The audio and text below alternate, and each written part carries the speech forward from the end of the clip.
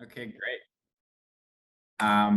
Yeah, well, again, thank you. And to everyone who has joined, my name is Jagard. I work at John Hancock Investment Management.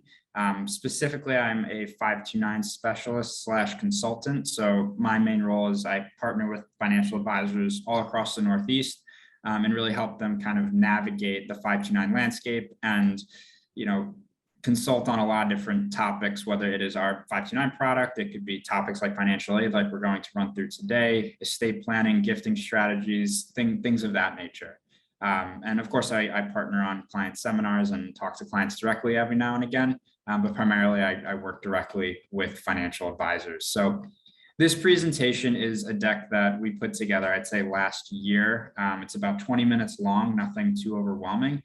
And we wanted to put together a deck that really goes over the most common questions that advisors get asked from their clients about financial aid and how particularly 529s have an impact on financial aid. So we won't obviously focus on the 529 part of it for this presentation, but this is meant to be just really what I would call a bit of a guideline or a blueprint on some best practices that you can focus on when you and your kids are applying to schools or your grandkids, and you're going through the process of maybe FAFSA or CSS profile, and just understanding what goes into this equation and this whole process and what may or may not have a bigger impact. So of course, it's meant to be solely educational. And if there's any questions, please save them to the end. We'll do a Q&A because like Christina said, a lot of the questions do get answered as we go along. So I'll start things off pretty high level, keep it simple, and we'll get a little bit more in the weeds as we go. So what is financial aid? Essentially, financial aid, there's two types, right? There is self-help and there's gift aid. Self-help is basically any type of aid that needs to be repaid. So the main type of self-help aid is, of course, student loans. Gift aid is money that is gifted that does not need to be repaid. They could be merit-based or they can be need-based, and it's usually in the form of grants or scholarships. And it could come from the school, it could come from the government, or it could come from a third-party organization. It really depends on where you apply to. And the financial aid, of course, is going to be based on need, or it could be based on a student's merit. That merit could be academic, it could be athletic, it could be maybe another trait that a school desires. And that's why schools will also offer direct aid to the students. That's a separate process from what the government does and what FAFSA is, but the two can be intertwined because a lot of times schools will take information from maybe FAFSA or CSS profile to help determine the type of aid that they're going to give out, if they're going to give out aid at all. Or again, it could be more merit-based, and that's going to be, an athletic one. It could be based on academics, so it could be based off of like your GPA, it could be based off of accomplishments, honors societies you were a part of in high school, things of that nature. Ultimately, the high-level formula for financial aid is the cost of attendance, which is pretty much everything that it costs to go to school for a year. Tuition, room and board, food, books, all that stuff, minus what's known as the expected family contribution. The expected family contribution is probably the big buzz phrase here. And this is, of course, where all the numbers and the formulas start to come into play. Because ultimately, it is this table right up here on the slide that is going to have a pretty big say on the type of aid that you're going to get specifically from the government. So when we look at this table, by the way, again, I'm only referring to FAFSA and federal aid. Schools have their own methodologies for giving out aid, and it is completely up to them what information they use and how they use it. So a very common misconception is if I fill out FAFSA and report assets, is that going to hurt my ability to get aid from schools? The answer is absolutely not. Schools will ask you for whatever information they need to determine the type of aid that they're going to give out. So again, this formula is specifically for FAFSA and federal aid. So there's two components. What they're going to do, they're going to look at the student's assets and income, and then they're going to look at the parents or the family's assets and income.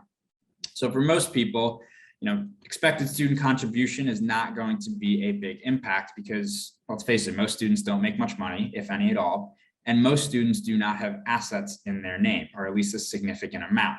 So this 20% here really only have a bigger impact if maybe you have a UGMA in the child's name.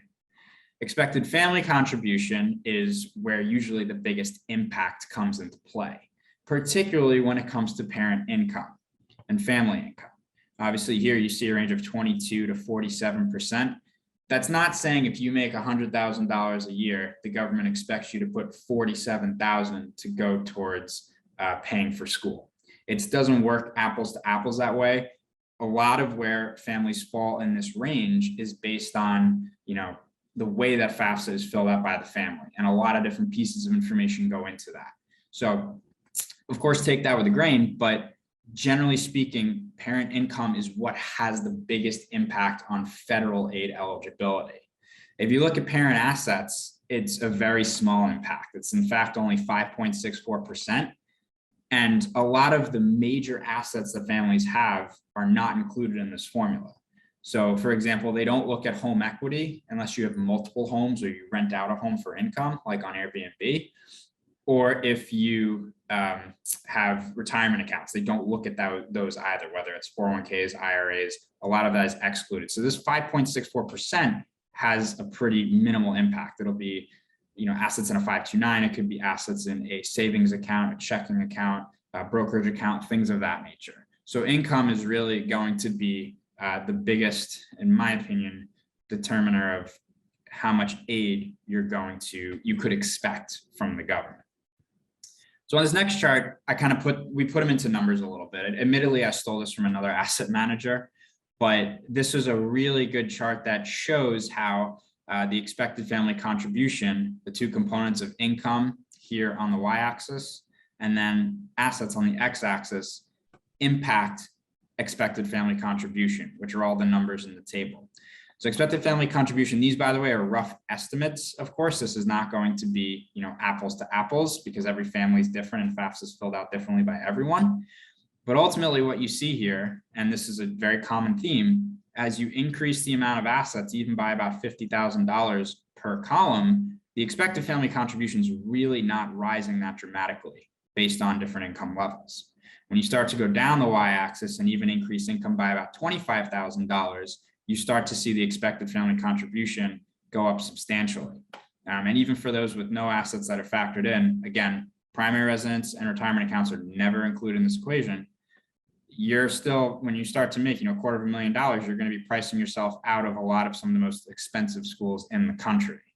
So again, income is going to be the biggest driver here. Of course, if you're making, less than 150K, I mean, it's in my opinion, a no-brainer to file FAFSA. It can't hurt you. But again, just to set expectations, once you start to climb up this ladder, from the 150 to 300K range, I would really not expect that much in terms of direct aid from the government. Maybe access to low interest loans, but grants, for example, not something that I would expect. Of course, federal aid is designed for lower income families in particular. Who should be the owner of a 529 plan? I throw this slide in here because I get asked this quite a bit. The biggest question is, should it be the parents or the grandparents? For the most part, it's not going to have that big of an impact either way.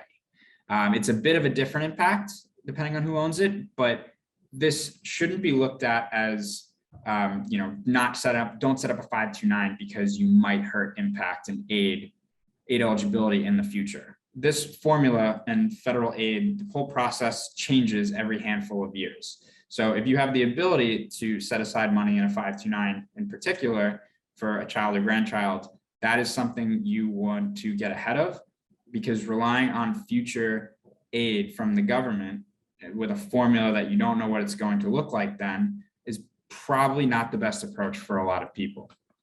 But the good thing is 529s don't have a big impact on aid eligibility despite who owns it. If you're the parent owning it, it's only going to look at the asset portion. If you are a grandparent, it doesn't look at the assets at all. But when you take money out, it is looked at as income towards the child. So that's a rule that is going to be removed in a couple of years. I'll hit on that in the next handful of slides. But Parent-owned 529s, you only have that 5.64% of assets that have an impact. So basically, if you have $100,000 in a 529, only about 5,600 goes towards federal aid eligibility.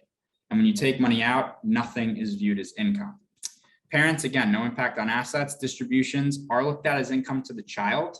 That can have a bigger impact as it stands now. Because of the income to the child, that's a 50% impact after the first couple of years.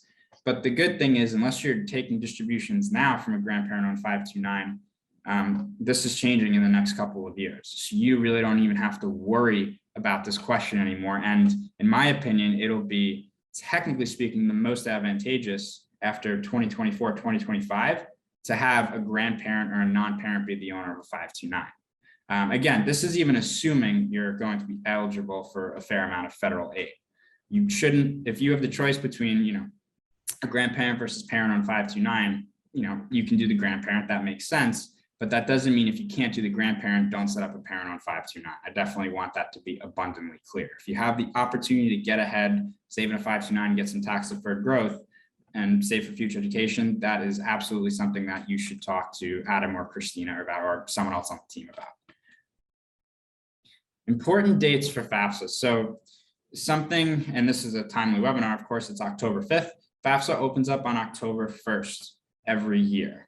And that's an important date because you want to get that application in as close to that date as possible.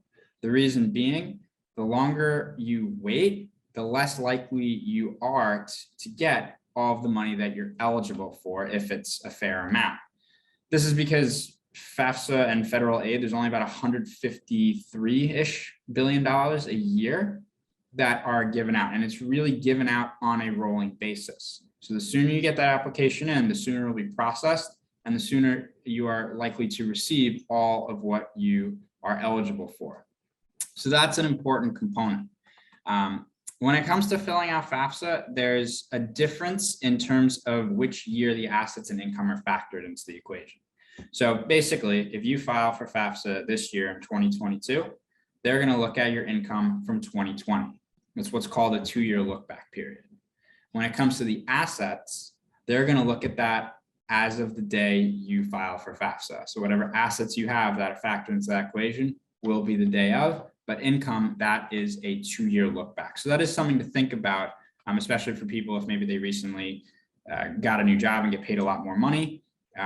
They're thinking about how that might impact federal aid. Well, again, keep in mind that 2-year look back period because it might not have as big of an impact right away, and it might kick in just a couple of years. So all different things to think about. So the second half of this presentation is really going to be focused on the changes that are coming to FAFSA. And this is relevant because these changes don't kick in for this application. They're going to kick in for the application October 1st, 2023, which is for the 2024-2025 year, or school year, I should say. So these are all things that some of them are good, some of them are bad, all things you should be aware of because all of them can have an impact on your approach to filling out FAFSA and how much aid that you might receive. So first one's a pretty simple one. It's pretty straightforward. It's a good change. For those of you, if you've filled out FAFSA before or you haven't filled it out because it's really long and tedious and kind of cumbersome, they're going to be shortening it substantially. And the whole idea, of course, is they want more people to apply. They don't want to factor as much into this equation. They want to simplify the information that is going in, so it's easier for them to determine how much that they're going to give out. And again, this is designed for more people to apply, so you don't sit down, you look at 108 questions and 6 pages worth of data to go through and collect all of these documents. So hopefully for people on the call, it's going to be a little less troublesome of a process going forward. If anyone has children or family members eligible for a Pell Grant, they do expect their new approach to increase Pell eligible students. So a lot of the times the people that are deterred are lower income families that actually can get a lot of money, but they see an application like this, they think it's too much and they either don't want to divulge all the information or they just don't want to deal with it and don't have the time to deal with it, which obviously is something that they want to change. The second one, this one's, candidly, it's a little ridiculous, but everyone should be aware of it. The expected family contribution formula, or the table that I talked about a handful of slides ago, that is going to be renamed to the student aid index. And you should be aware of this because that buzz phrase, expected family contribution, you're not going to see as much going forward. And student aid index, although it's a completely different name, it's not changing the formula. So a lot of what we went through is going to hold true. And you don't have to think that there's a whole new calculation equation that goes into this. All you need to know is student aid index is the same thing as expected family contribution. Reason they did that, to be really honest, a lot of people just don't like the government telling them that they should be paying a certain amount for education. Expected family contribution, kind of a harsh term, so they changed it to student aid index. And again, the whole idea is to get people to be a little more cooperative and encouraged to fill out FAFSA. Changes for divorced and separated parents. This is a more specific situation, of course, but it is something you should be mindful of if this is your situation. The way it's done right now is it's filled out by the parent where the child spent the majority of their time leading up to the application.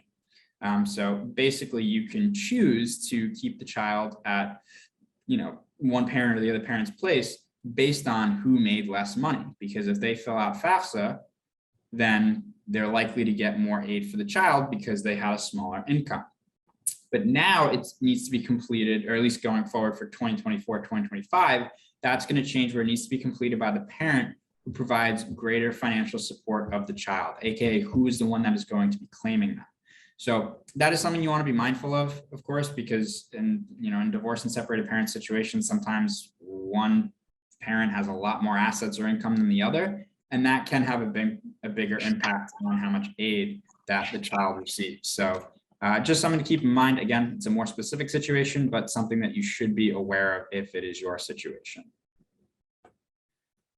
Changes in treatment of multiple family members enrolled at the same time. So I do apologize to anyone that has multiple kids going to school at once, whether it's twins, triplets, or you have kids that are just a couple years apart. The way that FAFSA does it now is they basically cut you a break on the expected family contribution formula when you have multiple kids in school. So if you have 2 in college, for example, they reduce it in half. 3 in college is reduced by 2/3. If you have 4, it's reduced by 3/4. And of course, that leads to more aid eligibility if you have multiple kids in school at the same time. Unfortunately, the new way that FAFSA is going to do it is they're not going to divide it up anymore, and they're not going to give families that break if they have multiple kids in school at the same time. Candidly, probably a lot of people wouldn't have even noticed that this was something that was in the formula before. But ultimately, it's going to lead to less aid for multi-student families. So unfortunately, if you have multiple kids in school at the same time, that's not going to cut you a break like it used to. And I don't know why this change is in there. Maybe they need to pull back in a certain area for budget's sake. I'm not sure, but this is something that, in my opinion, is one of the negative changes that's out there. So this is a change that is important, but candidly, I'm not sure how many people would even pick up on it. So basically, with the income components, the expected family contribution that I talked about, whether it's parent income or student income, essentially there's an allowance, a certain amount that you can have an income, whether from the parent or student, that won't be factored into the equation. So for example, like student income is a bigger hit. If we remember that 50% number in the chart that I showed a handful of slides ago, there's an allowance right now of about $6,800, $6,900 before that kicks in. So basically, if a student makes $10,000 a year, close to $7,000 won't be factored into the equation. And then that 50% will kick in for the remaining $3,000. So, and that's, that can have a pretty substantial impact, especially if a student's making money and if parents are making money. There's the same thing on the parent side of the equation as well. So ultimately, they're just increasing those income allowances by a heavy amount. Heavy, it's relatively speaking, but a fair amount, 20% and 35% respectively. In essence, what this is saying is that more of student and parent income won't be factored into the equation. So for a lot of people, that can lead to a lot more money in aid simply because income has the biggest impact on aid eligibility. Again, a lot of people probably wouldn't have even noticed it to begin with, simply because I don't think a lot of people know that there are like protection allowances in there, but there are.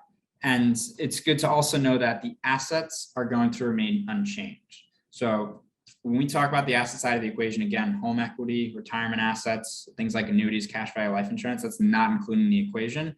And that's going to stay that way as well. So the asset side of that table that we talked about, both for students and for parents, that is going to remain unchanged. And then the last major change that I definitely wanted to hit on is the grandparent giving. So basically come 2024, 2025, if you have a grandparent or non-parent owned 529, there's going to be no impact on federal aid eligibility. So again, keep in mind a parent owned 529 still has a very negligible impact. It's 5.64% of the assets in the plan. That is it. And there's nothing on the distributions. It's not looked at as income towards anyone. But again, this is here because if you have grandparents looking to set up a 529 for their grandkids, or just other family members looking to set up a 529 for a beneficiary or a child, it's good to know that if they do that, it's not going to impact the child's ability to get federal aid. So keep that in mind. I think that's a great thing. It should be much more encouraging for outside family members to help pay for education, whether it's set up a 529 themselves for the child, or if it's a gifting strategy that they make towards the current 529 the parents have set up for the child. So in a nutshell, 529s are going to have even less of an impact on aid eligibility than they do now. And to kind of wrap up, like main bullet points that I think are just best practices for everybody for, of course, potentially increasing aid eligibility. I can't guarantee anything, but these are the things you want to be thinking about. One, there's no harm in applying for FAFSA every year. Granted, if you make $500,000 and you have millions of dollars in assets, I would say don't expect much of anything. But again, if you're in that range of probably making up to 150, 200K, applying for FAFSA can't hurt you, especially now if it's going to be shorter and easier to do. And you want to apply as close to that October 1st date as possible, because again, there's a finite amount that is distributed, and you want to make sure that you get all of the amount that you are eligible for.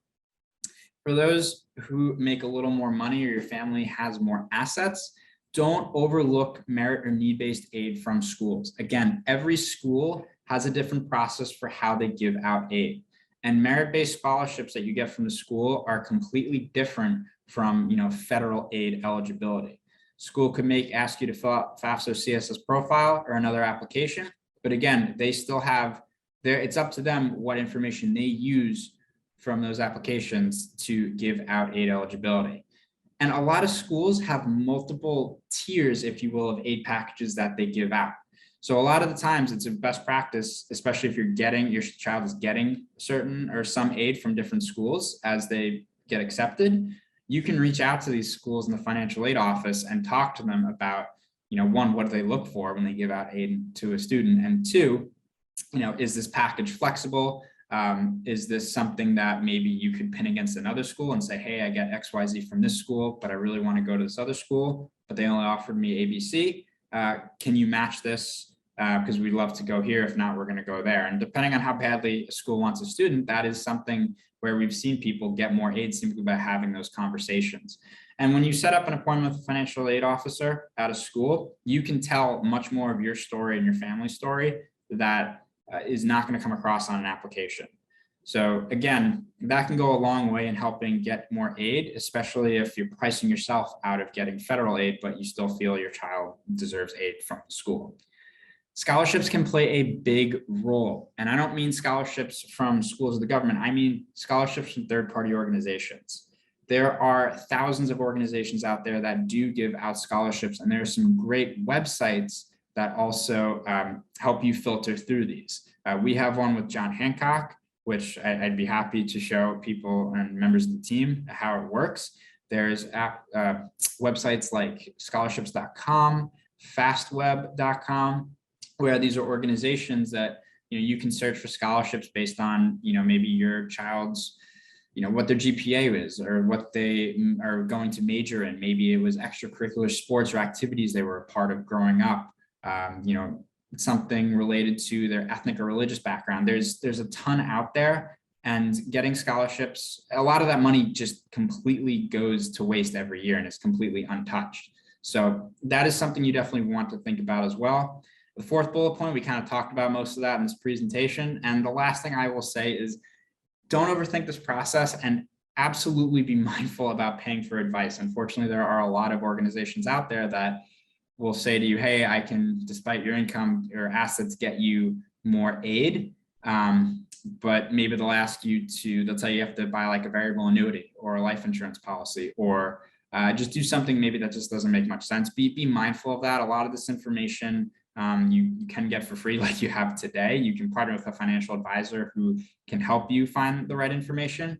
But paying for advice is usually there's something more that the person selling it to you wants out of it than just helping you out and getting you more aid. So all I'm saying is be mindful of that. But ultimately, I think these are more the best practices that you can focus on when you're going through this process. So I will stop things there. That is the end of my presentation. I kept it about 27 minutes, so hopefully not too long.